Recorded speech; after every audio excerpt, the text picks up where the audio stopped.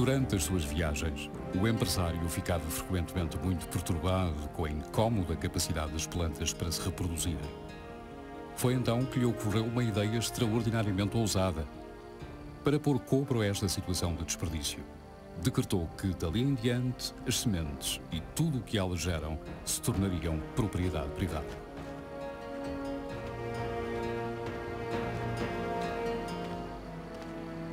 Well, here, look, well, for Pete's sakes, look here again.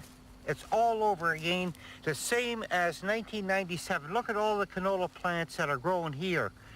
One plant like this will produce from 4 to 10,000 seeds the next year. So this field, if I don't cultivate it or use some special chemical, it will be totally polluted with Monsanto's Roundup Ready canola. Monsanto can come out with a genetic altered canola plant, put it into the environment, damage and destroy my seed, and then get a lawsuit against because you're letting it grow on your land. Because they ruled it doesn't matter how it gets on your land, if it blows in or cross-pollinates or falls off of farm equipment, it's Monsanto's property. The judge said that I must give the seed and the plant to Monsanto. How can I give millions and millions of plants in my field all over? How am I supposed to get the plants out and give it to Monsanto? It's impossible.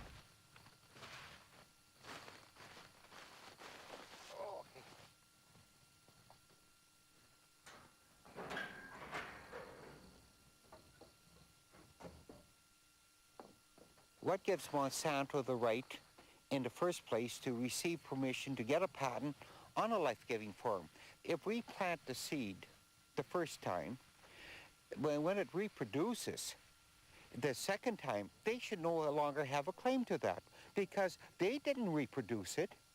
The farmer reproduced it, and the farmer really didn't produce it. It was nature, it was the sun, the soil, and basically an act of God.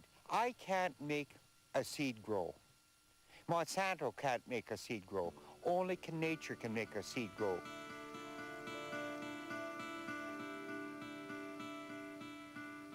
Whether or not you can invent life is a different question from whether or not you can invent a new seed.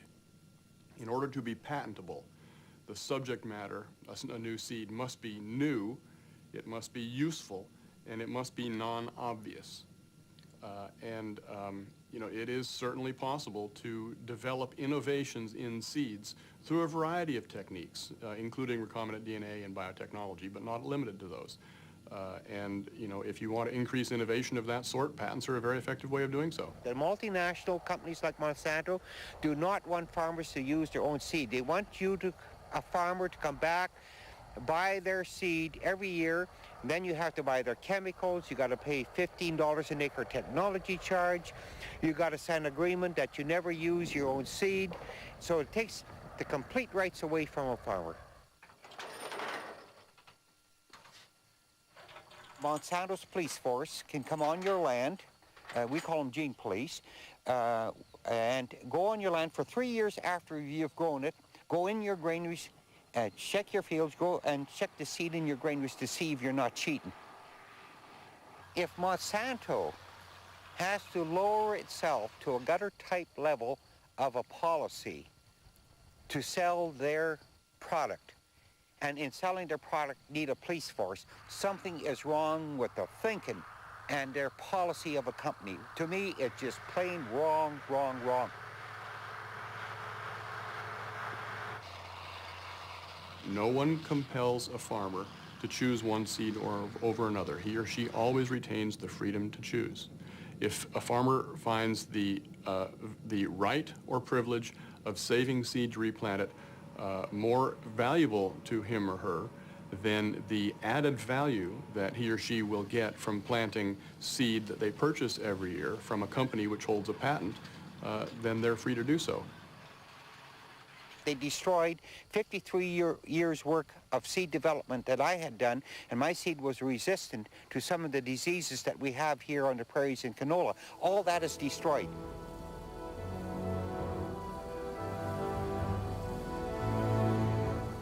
I phoned up 2 seed companies in the last 3 weeks. I said I wanted pure conventional, non-GMO canola seed, and they laughed at me. They said there is no such thing. They will not guarantee it. The companies have succeeded in contaminating all the canola supplies in Canada. So there is no such thing as choice.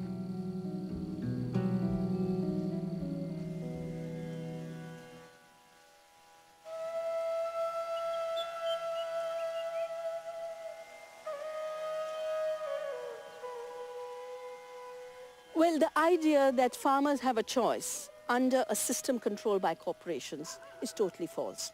Because the corporations first ensure that farmers lose their seed. They go into regions and buy up all the traditional varieties, then sell their own seeds. They deliberately create a seed famine, and I have witnessed it in regions where the corporations have entered in India. The creation of a seed famine where only one kind of crop is available, and the farmers have nothing left. In that condition, to say the farmers have a choice is as false as it is to tell a bonded laborer that they have a choice to go and work anywhere.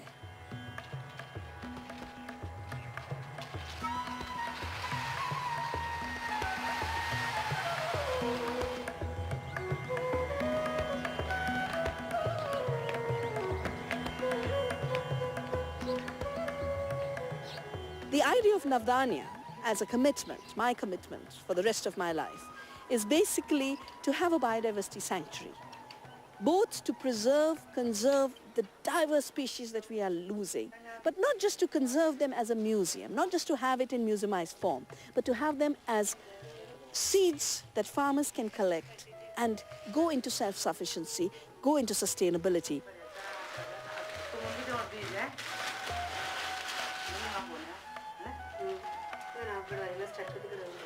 हम जब से इस संस्था से जुड़े हैं ना, ये लोग हम जो भी बीज कम पड़ता है हम इन्हीं लोगों से लेते हैं बीज। कोई भी बीज है हमको दे देते हैं, जैसे मक्की है, धान है, मटर है, हर चीज़ सरसों है, कोई भी चीज़ है ये लोग देते हैं। 1 किलो ये देते हैं, हम लौटा के इनको 2 किलो वापस करते हैं। कोई सफेद कोई लाल को।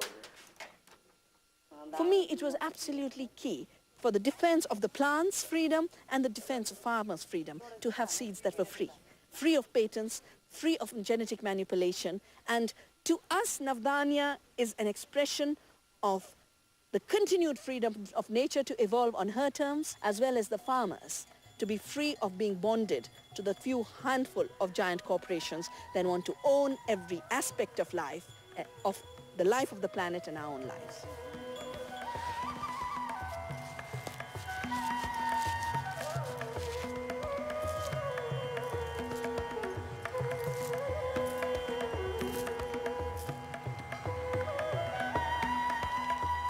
A simple calculation that activists have done worldwide shows that patents on seed, and this would be pirated patents because most of the genetic resources and biodiversity which is being patented comes from the third world, patents would increase the debt burden on third world countries tenfold. The third world is already reached its limits of survival with the present debt. The debt created by this piracy would wipe out possibilities of life under conditions of poverty that have been created through colonialism and various waves of ingenious transfer of wealth from the poor to the rich. And this is the last attempt being made. E o empresário contemplou a sua obra e viu que ela era boa para os acionistas.